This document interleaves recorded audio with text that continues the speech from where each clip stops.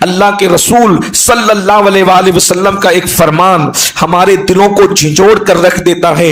اللہ کے پیارے حبیب صلی اللہ علیہ وآلہ وسلم کے فرمان کا مفہوم ہے کہ لوگ اللہ کی عبادت کرتے ہیں، لوگ متقی بنتے ہیں، لوگ پرہیزگار بنتے ہیں، حتیٰ کہ ان کی نیکی اور پرہیزگاری کی بنیاد پر مشرق اور مغرب میں ان کے تقوی کے ڈنکے بجنے لگتے ہیں۔ یہ بندہ نیک ہے، یہ بندہ نیک ہے، یعنی اس کی عبادتیں دیکھ کر، سنتوں پر عمل دیکھ کر، شریعت پر عمل دیکھ کر، تہجد کی پابندی دیکھ کر، قرآن کی تلاوت دیکھ کر، روزے نماز عبادتوں کو دیکھ کر مشرق اور مغرب میں اس کے نیک ہونے کے ڈنکے بجتے ہیں، مگر اللہ کے رسول فرماتے ہیں اس کی حیثیت اللہ کے نزدیک مکھی کے پر کے برابر بھی نہیں ہوتی، مکھی کے پر برابر بھی اس کی حیثیت نہیں ہوتی۔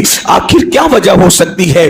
آج ہم سب عبادت پر تو زور دے رہے ہیں، لیکن اللہ کے بندو، اللہ کے رسول فرماتے ہیں اتنی عبادتیں کر کے کہ لوگوں میں آدمی عابد مشہور ہوتا ہے، مگر وہ اللہ کے نزدیک مکھی کے پر کی بھی حیثیت نہیں رکھتا۔ یعنی جب وہ قیامت میں اٹھے گا تو ذلیل ہوگا، رسوا ہوگا۔ قرآن نے ایک مقام پر کہا تھا عاملۃ ناصبۃ تصلی نارا حامیہ، عمل کر کے آئیں گے، محنت کر کے آئیں گے، پھر بھی جہنم کے اندر ڈالے جائیں گے۔ اللہ ارشاد فرمائے گا ذُقْ إِنَّكَ أَنْتَ الْعَزِيزُ الْكَرِيمُ، اللہ اکبر، چکھ لوگوں کے درمیان بڑا عزت دار بنتا تھا۔ میرے آقا علیہ السلام کے پیارے دیوانوں، آخر اس کی وجہ کیا ہے؟ تو مولا مشکل کشا سیدنا علی مرتضیٰ کرم اللہ تعالی وجہ الکریم کا ایک قول سمجھ میں آتا ہے۔ مولا مشکل کشا ارشاد فرماتے ہیں لوگ عمل میں محنت کرتے ہیں، فرماتے لوگ عمل میں محنت کرتے ہیں اور میں اس کی قبولیت میں محنت کرتا ہوں، اس لیے کہ اگر چھوٹے سے عمل کو اللہ قبول فرما لے، اللہ اگر چھوٹے سے عمل کو قبول کر لے وہ چھوٹا نہیں رہ جاتا، اور بڑے عمل کو رد کر دے وہ بڑا نہیں رہ جاتا۔ مثال کے طور پہ اگر قبول کر لیا جاتا ہے تو کتے کو پانی پلانے کے عوض بھی جنت دے دی جاتی ہے، اور رد کر دیا جاتا ہے تو ہزاروں سال کی عبادتوں کے باوجود بھی کسی کو شیطان بنا دیا جاتا ہے۔ ہماری پوری محنت عبادت پر ہے، قبولیت پر توجہ نہیں۔ آج میں آپ کے سامنے عبادت کی قبولیت کا راز رکھنا چاہتا ہوں۔ عبادت کی قبولیت کے راز دو ہیں، صرف دو۔ اگر عبادت کی قبولیت چاہتے ہو دو راز، نمبر ایک اللہ کی رضا کی نیت ہو، صرف اللہ کے لیے جو کام کرو اللہ کے لیے کرو، قبولیت کا پہلا راز۔ قبولیت کے لیے بہت پاپڑ بیلنے کی ضرورت نہیں ہے، بہت آسان دو چیزیں ہیں۔ اگر اعمال کی قبولیت چاہتے ہیں پہلی شرط ہے نیت اچھی ہو، خالص لوجہ اللہ، اللہ کی رضا کے لیے۔ چھوٹی سی بات ہے، نیت سنوارنا کوئی بڑا مشکل کام نہیں ہے، صرف اللہ کی رضا، صرف اللہ کی رضا، اس کے علاوہ دوسری کوئی نیت نہیں۔ بلکہ صوفیہ صافیہ فرماتے ثواب کی بھی نیت نہ ہو۔ جب سے ایک صدی سے ایسے لوگ آگے اہل بدعت کہ انہوں نے ہمیں ثواب ثواب ثواب میں اتنا مصروف کر دیا کہ اب ہم لالچی ہو گئے، جس پہ زیادہ ثواب ہے وہ کام کرنا ہے، حالانکہ ثواب سے بڑی چیز ہے رضا الہی۔ اس لیے کہ قیامت کے دن اہل ثواب کے پھنسنے کا اندیشہ ہے۔ اہل ثواب قیامت کے دن پھنس سکتے ہیں لیکن اہل رضا نہیں پھنس سکتے۔ اسی لیے قرآن نے صحابہ کے ثواب کا تذکرہ نہیں کیا ہے، قرآن نے صحابہ کی رضا کا تذکرہ کیا ہے۔ رضی اللہ عنہم ورضوا عنہ، اللہ ان سے راضی ہو گیا، وہ اللہ سے راضی ہو گئے۔ میرا عنوان یہ نہیں ہے، لیکن اب بات آئی اللہ کی رضا کی تو ایک حدیث پڑھتا ہوں آپ کے ساتھ، اور یہ بہت جامع حدیث۔ کچھ احادیث ایسی ہے جن کو ام الاحادیث کہا گیا ہے، احادیث کی اصل، یعنی پورا دین اگر سمیٹنا چاہو تو کچھ 5 سے 7 حدیثوں میں پورا دین سمٹ کر آ جاتا ہے۔ امام اعظم ابو حنیفہ نے اپنے بیٹے کو لاکھوں حدیث میں سے 5 حدیث بطور نصیحت لکھی تھی، بیٹا اس پہ عمل کرنا، تو پورے دین پہ عمل کر لے۔ اس میں ایک حدیث تو یہ ہے جو بخاری شریف کی پہلی حدیث ہے، انما الاعمال بالنیات، تمام اعمال کا اجر اور ثواب نیتوں پر ہے. جیسی نیت ہمارے یہاں فعل کی اہمیت نہیں ہے, ہمارے یہاں نیت کی اہمیت. اور حدیث پاک میں آتا ہے نیت المؤمن خیر من عملہ, مومن کی نیت اس کے عمل سے بہتر ہے. نیت ہماری بڑی ڈامڈول ہے, نیت اچھی نہیں ہے. ہمیں کون دیکھ رہا ہے؟ میں تو کہتا ہوں آج تک ہم نے اللہ کے لیے کیا کیا ہے؟ نماز پڑھی تو اس لیے کہ روزی میں برکت ہو جائے. نماز بھی روزی کے لیے پڑھی جاتی ہے, نماز رزاق کے لیے پڑھی جاتی ہے کہ روزی کے لیے پڑھی جاتی ہے.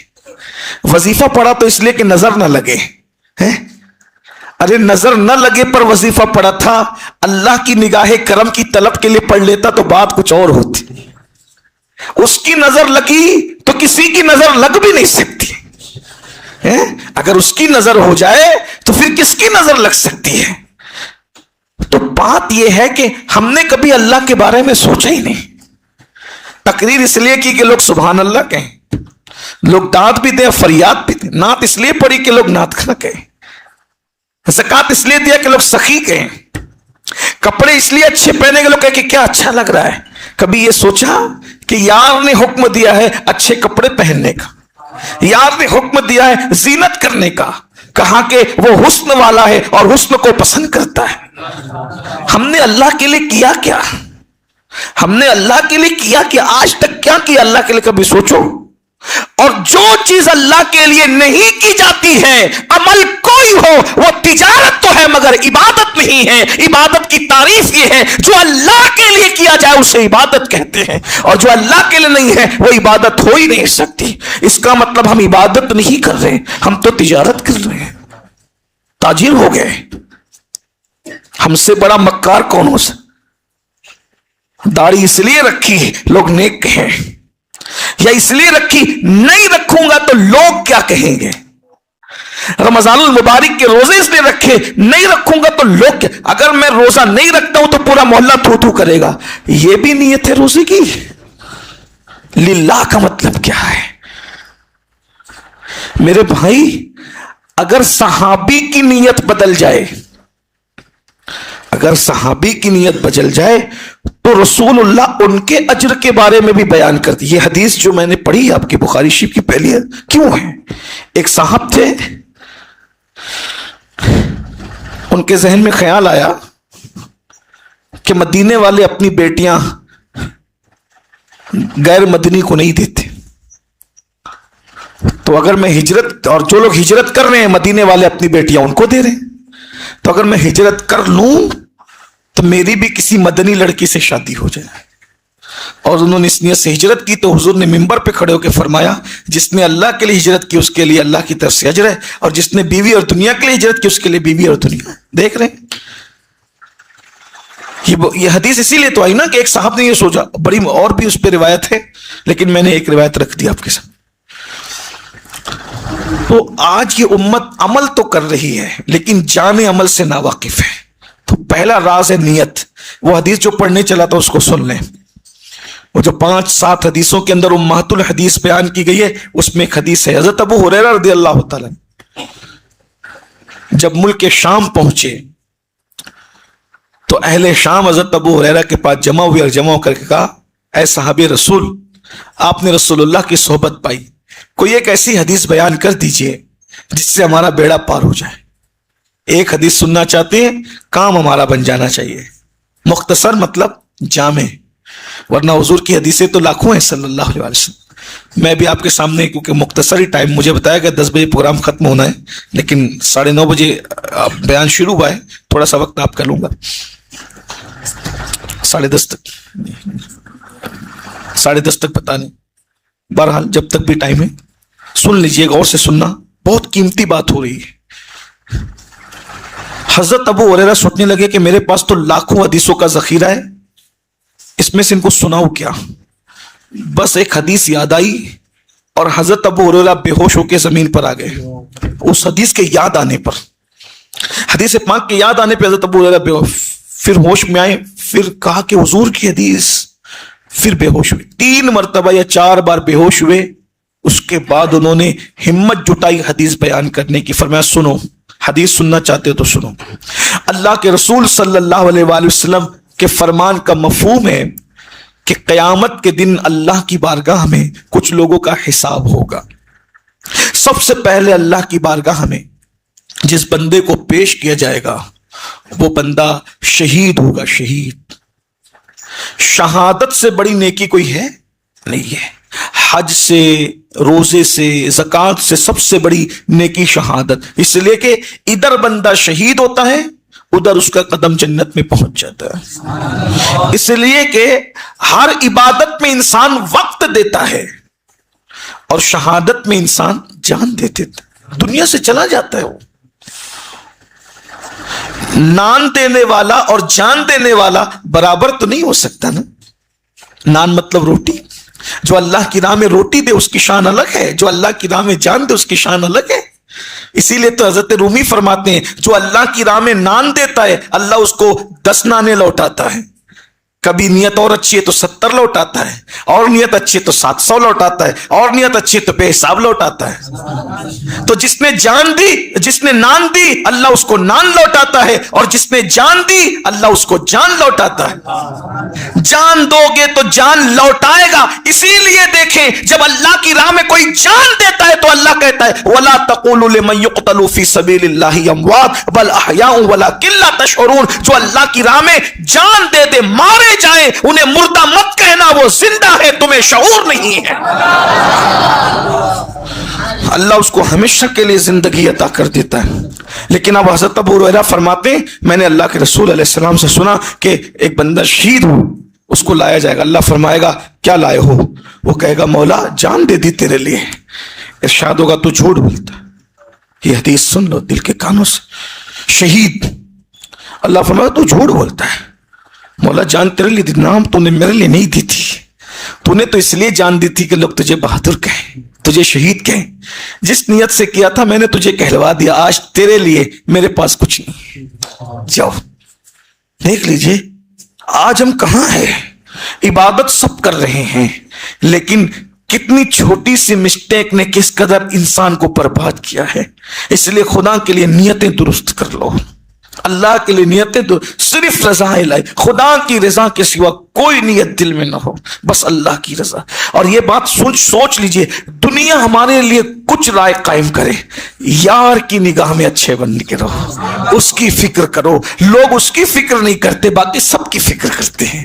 یہ کیا کہے گا، وہ کیا کہے گا، وہ کیا کہے گا. کچھ نہیں میرے بھائی، آؤ شہید کو دیکھو. شہید کو قدرت جب وہ رد کر رہی، جا تیرے لیے کچھ نہیں ہے، آج تیرا ٹھکانہ جہنم ہے، کیونکہ تو نے میرے لیے نہیں کسی اور کے لیے کیا تھا. اور جس کو ریاکاری کہتے ہیں، جانتے ہیں ریاکاری کو شرک اصغر کہا گیا ہے. اللہ فرماتا ہے عبادت تو میرے لیے ہونی تھی، تو کسی اور کے لیے کر رہا ہے، اس کا مطلب تو اس کو میرے برابر شریک کر رہا ہے. میرے بھائیوں دیکھو، پھر اس کے بعد حضرت ابو ہریرہ رو پڑے، کہنے لگے پھر کوئی اور آئے گا اور پھر وہ اس سے اللہ فرمائے گا کہ تو نے میرے لیے کیا لایا. وہ عرض کرے گا مولا اپنا مال میں نے تیری راہ میں خرچ کر دیا. ارشاد ہوگا تو جھوٹ بولتا ہے، جھوٹا ہے تو جھوٹا ہے. تو نے اس لیے مال نہیں خرچ کیا تھا میری راہ میں کہ میں راضی ہو جاؤں، تو نے تو اس لیے خرچ کیا تھا کہ تجھے سخی کہا جائے، سو تجھے سخی کہہ لیا گیا. اور آج تیرے لیے میرے پاس کچھ نہیں ہے. اس کو بھی جہنم میں بھیج دیا جائے گا. اور اس کے بعد ایک بندہ آئے گا، عالم کا، قاری کا حساب ہوگا.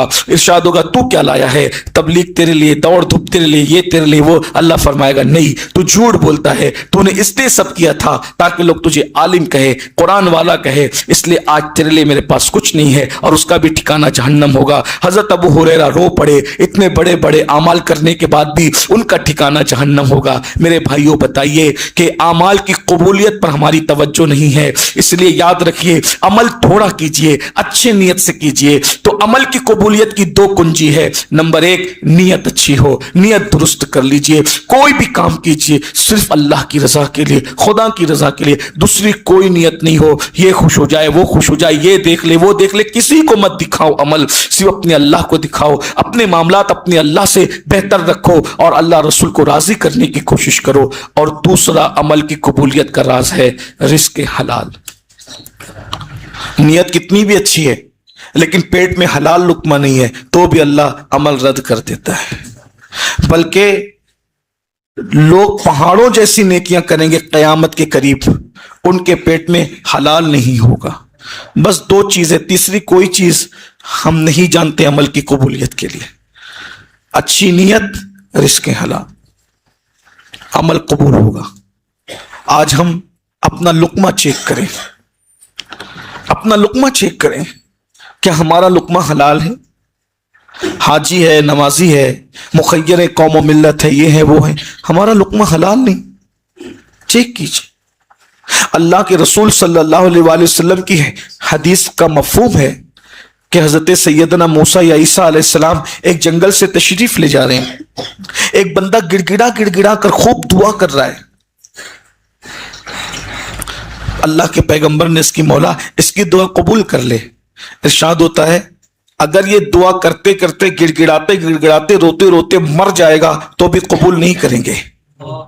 تو اس کے اس سے اتنے ناراض کیوں ہے کہ یہ گڑ گڑاتے مر جائے گا تو بھی قبول نہیں کریں گے؟ تو ارشاد ہوتا ہے اس کے پیٹ میں حرام لقمہ ہے، اور اس کے بدن پہ جو کپڑا ہے وہ بھی حرام سے ہے۔ جس کے پیٹ میں حرام، جس کے بدن پہ حرام، ہم نہ اس کی دعا قبول کرتے نہ کوئی عبادت قبول کرتے۔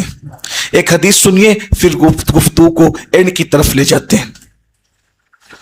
حضرت عیسیٰ علیہ السلام کو اللہ نے مردے زندہ کرنے کا معجزہ دیا، آپ سب جانتے ہیں۔ آپ نے کم بزن اللہ کہہ کر ایک مردے کو زندہ کیا، وہ اٹھ کے کھڑا ہوا، پوچھا کیا حال ہے؟ کہا کیا قیامت آ گئی؟ کہا قیامت نہیں آئی، اللہ نے مجھے مردہ زندہ کرنے کا اختیار دیا۔ تو کہا تیرا کیا حال ہے؟ عرض کرنے لگا کہ میں نوح علیہ السلام کی قوم کا فرد ہوں۔ تو کہا کہ حال کیا ہے؟ کہا 70 سال زندگی کے ایسے گزارے کہ کبھی کوئی گناہ نہیں کیا، نیکی کی، زندگی اکثر نیکی میں گزری۔ کہا پھر؟ مگر ابھی تک مغفرت نہیں ہوئی۔ توجہ کریں، ابھی تک میری بخشش نہیں ہوئی، مغفرت نہیں ہوئی۔ کہا وجہ اتنی ہے کہ ایک دن میں نے گوشت کھایا، اور گوشت کھایا تو میرے دانت میں گوشت پھنس گیا، میری زبان بار بار اس کو ٹچ کرتی تھی کہ کسی طریقے سے نکلے، لیکن میں نکالنے میں ناکام رہا۔ تو میں قلی تھا، قلی سمجھتے ہیں جو لوگوں کا بوجھ اٹھاتا، میں قلی تھا۔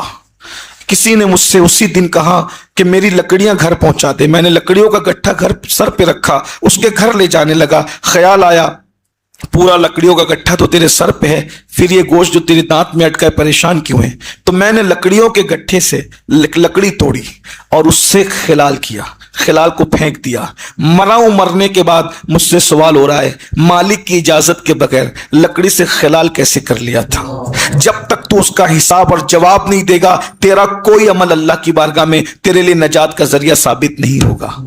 آپ سے پوچھتا ہوں بھائیوں کہ اگر کوئی بندہ مالک سے پوچھے بغیر خلال کر لے، خلال کھانے کی چیز تو نہیں ہوتی، خلال کر کے پھینک دیا اس نے، اس کے صرف اتنی سی خلال پر اس کی جو وہ اتنی برسوں کی عبادت دھری کے دھری رہ گئی۔ اب میں آپ سے پوچھنا چاہتا ہوں جو مالک کی اجازت کے بغیر خلال کر لے اس کی عبادت دھری اور پڑی رہ جاتی ہے۔ ہم تو سب کا ہڑپ کر رہے ہیں، قرضہ لینے دینے کا نام نہیں، چوریاں ہو رہی ہے، ڈاکے ہو رہے ہیں، کرپشن ہو رہا ہے، اور اس کے بعد ہر سال حج بھی ہو رہا ہے، ہر سال عمرہ بھی ہو رہا ہے، رمضان شریف میں 2 3 مرتبہ سال میں حرمین کے چکر لگا رہے ہیں۔ میرے بھائیوں بتاؤ آخر عبادت ہو رہی ہے کہ فیشن ہو رہا ہے؟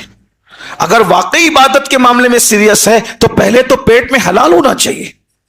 پیٹ میں حلال نہیں ہے، کعبے کا طواف ہو رہا ہے، پیٹ میں حلال نہیں، عرفات کے میدان میں کھڑے ہیں، پیٹ میں حلال نہیں، پہلی صف میں کھڑے ہیں۔ اس کا یہ مطلب نہیں کہ اب آپ عبادت نہیں کریں، عبادت کریں لیکن پہلے پیٹ کو صاف کریں۔